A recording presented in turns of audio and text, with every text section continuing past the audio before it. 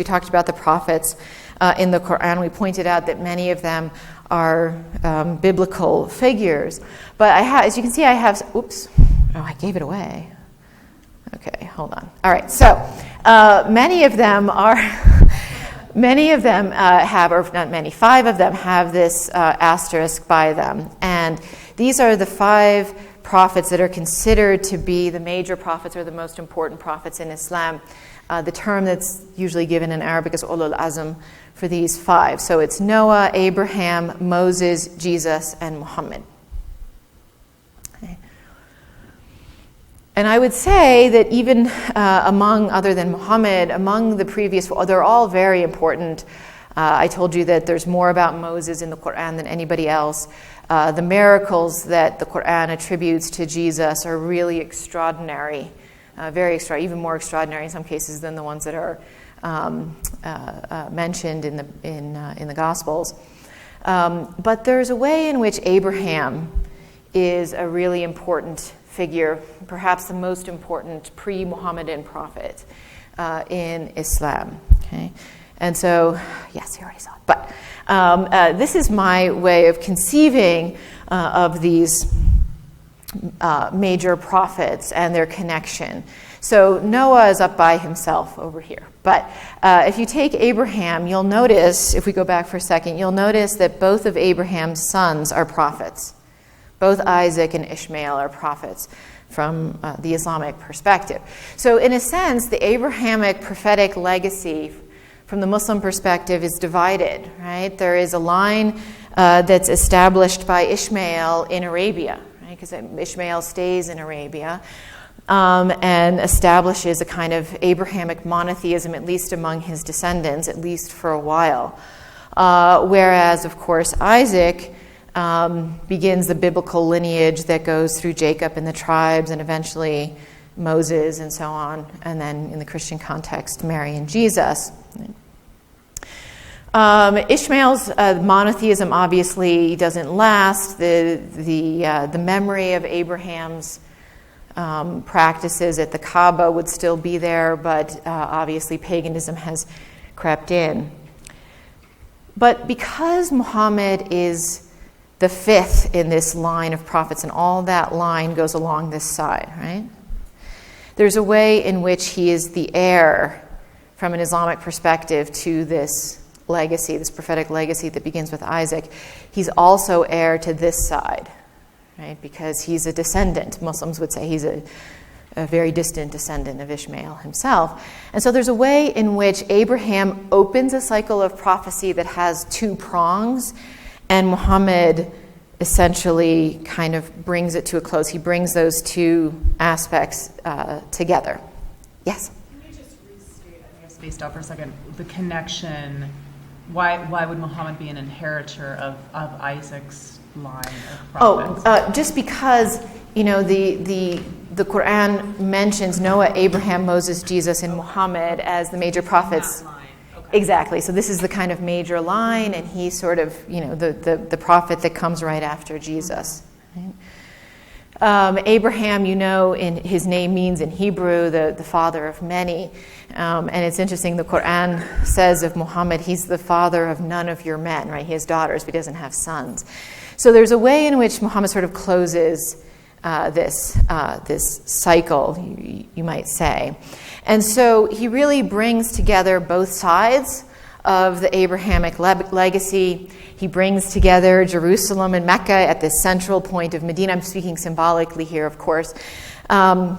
He brings together the Judeo-Christian heritage on the one hand and the Arab on the other, right? Remember the very first verse that I showed you in the Quran lecture about this is a confirmation of the scriptures of the Torah and the Gospel in Arabic, right? So again, bringing together these 2 legacies, and that's certainly how Muslims would see this connection, right? And Abraham, again, extremely important. The Quran, as I'm going to show you in a minute, makes very direct connections between the religion of Muhammad and the religion of Abraham.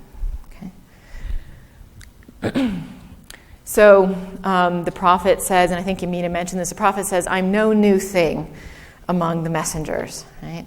Unlike Christianity, where Jesus' claim to bring the good news is really about bringing a very new message, bringing a new perspective. The Quran speaks about the prophet's mission as one of reinstating an original Abrahamic monotheism.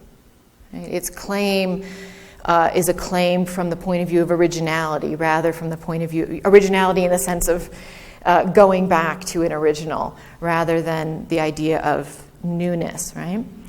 So the second passage, again, so this is addressing Muhammad. Muhammad is supposed to say, "Truly my Lord has guided me unto a straight path, an upright religion, the creed of Abraham." Right? Islam is the creed of Abraham from a Quranic perspective. These two words, there should be a separation. A Hanif, and this is an important term, Hanif.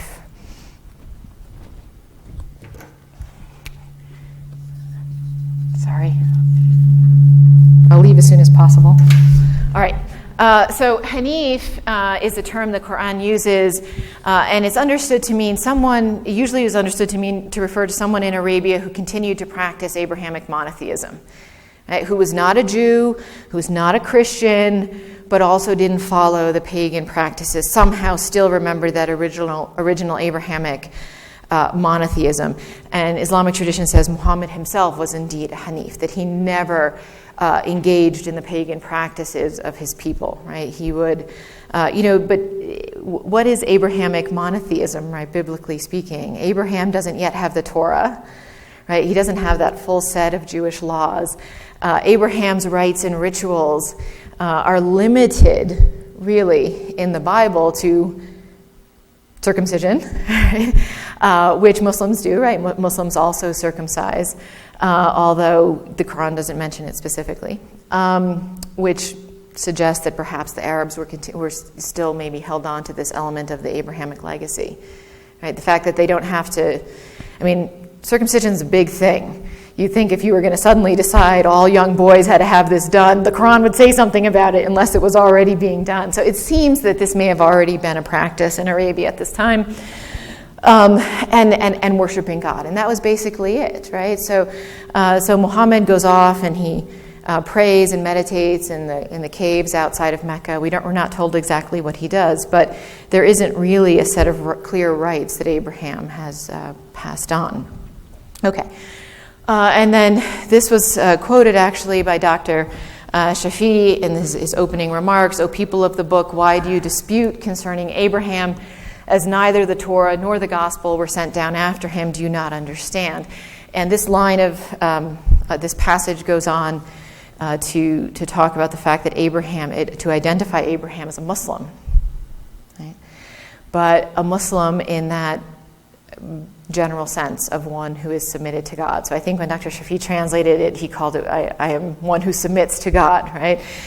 Because the term Muslim, interestingly, in the Quran, the term Muslim is broad, right? The disciples of Jesus call themselves Muslims. Isaac and Ishmael and Jacob and his descendants call themselves Muslims, and they mean people who submitted to the one God, right? Monotheists. Whereas the term believer, which you would think in English is broader, in the Quran usually is referring very specifically to Muslims, right? To people who are the followers of Muhammad in the Quran. So again, it's making a claim to Abraham. Christians do a kind of similar thing, actually, where they say, if you look, I think it's in Hebrews, they talk about how Abraham wasn't a man of the law, he was a man of faith, and they make that rhetorical argument about their claim to Abraham. Right? But here Muslims are saying he's not a Jew or a Christian because the things that make people Jews and Christians were not yet revealed. He's a Muslim in that sense of being a perfect monotheist.